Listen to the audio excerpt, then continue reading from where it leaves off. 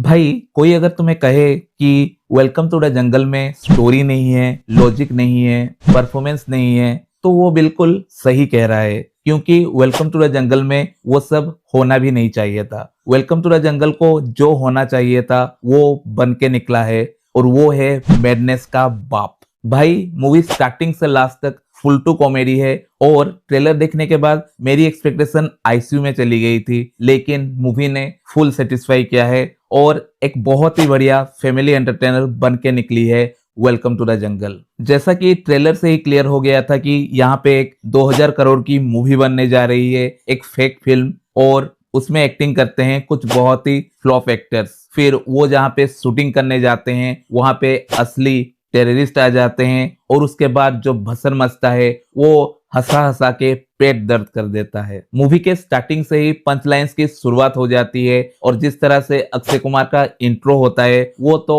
और भी लाजवाब लगता है। उसके बाद जैसे जैसे कहानी शूटिंग की तरफ चलती है उसमें और कैरेक्टर्स ऐड होते हैं, और सबकी कॉमेडी मिलके एक बहुत अच्छा फ्लेवर ऐड करती है, जो कि वेलकम टू द जंगल को बहुत ही स्पेशल मूवी बना देती है।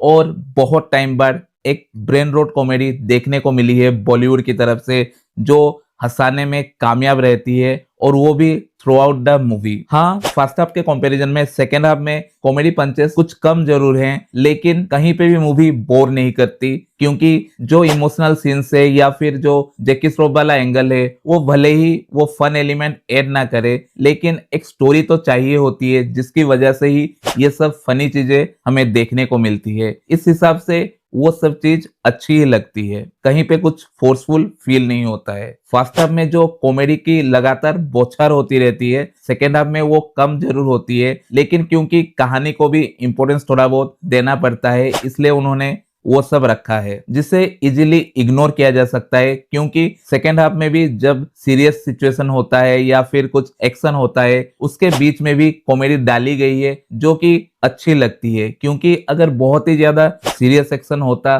तो वो मजा को खराब कर देता। इसी वजह से जो कॉमेडी बीच बीच में आती है वो बहुत ज्यादा हंसाती है और अच्छी भी लगती है। ट्रेलर में जितने सारे कॉमेडी पंचेस दिखाए गए थे वो इतने ज्यादा इफेक्टिव लग नहीं रहे थे, और ऐसा फील हुआ कि ट्रेलर में जानबूझ के इन्होंने इतने ज्यादा फनी एलिमेंट्स दिखाए नहीं है, ताकि जब ऑडियंस थिएटर में मूवी को एक्सपीरियंस करे तो हंस हंस के पागल हो जाए। यहाँ पे ये भी ऐड करना चाहूंगा कि जितने भी नॉस्टैल्जिया क्रिएट करने के लिए फनी चीज ऐड की गई है वो इतना ज्यादा कनेक्ट नहीं करते। जैसे कि जॉनी लीवर और गोरिल्ला वाला ट्रैक हो, या फिर अरशद वारसी का कौन है ये लोग, वो सब चीज इतना ज्यादा इम्पैक्ट ला नहीं पाती। इतने सारे एक्टर्स को मैनेज करना बहुत ही मुश्किल था, और पूरी स्टारकास्ट और अहमद खान को क्रेडिट देना पड़ेगा कि उन्होंने इतने अच्छी तरह से सीन्स डिवाइड किए हैं, और डायलॉग्स भी। मेजर पर्सन अक्षय कुमार, सुनील शेट्टी और अरशद वारसी, इन तीनों के ऊपर होता है, और तीनों ने काम बहुत ही बढ़िया किया है, क्योंकि तीनों की कॉमेडी टाइमिंग बहुत ही सही बैठती है through out the movie. Specially Akshay Kumar और सुनील शेट्टी का जो बेंटर होता रहता है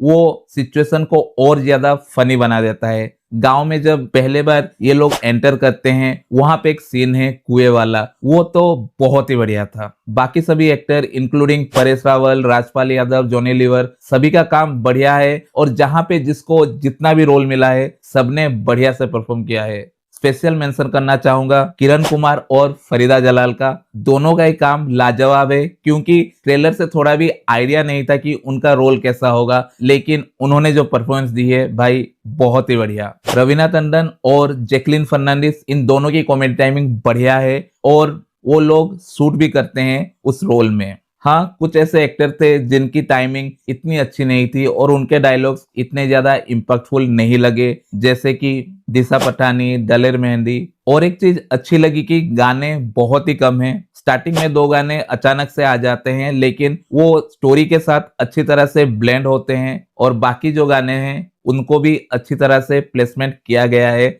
मूवी में। इनफैक्ट इसका जो इंटरवल है वो इन्होंने कुछ नया ट्राई किया है, जो कि इतना ज्यादा इम्पैक्ट नहीं लाता, लेकिन अच्छा लगता है कि कुछ अलग देखने को मिलता है। तो अगर पूरे फैमिली के साथ या फिर दोस्तों के साथ हंस हंस के लोटपोट होना चाहते हो, वेलकम टू द जंगल बहुत ही बढ़िया ऑप्शन है। क्योंकि इतने टाइम बाद एक ऐसी मूवी आई है स्पेशली बॉलीवुड से, जो कि हंसा हंसा के पागल कर देती है। तो ये था मेरा ओपिनियन वेलकम टू द जंगल मूवी पे। तुम्हें कैसी लगी मूवी कमेंट सेक्शन में जरूर बताना। मिलते हैं अगली वीडियो में।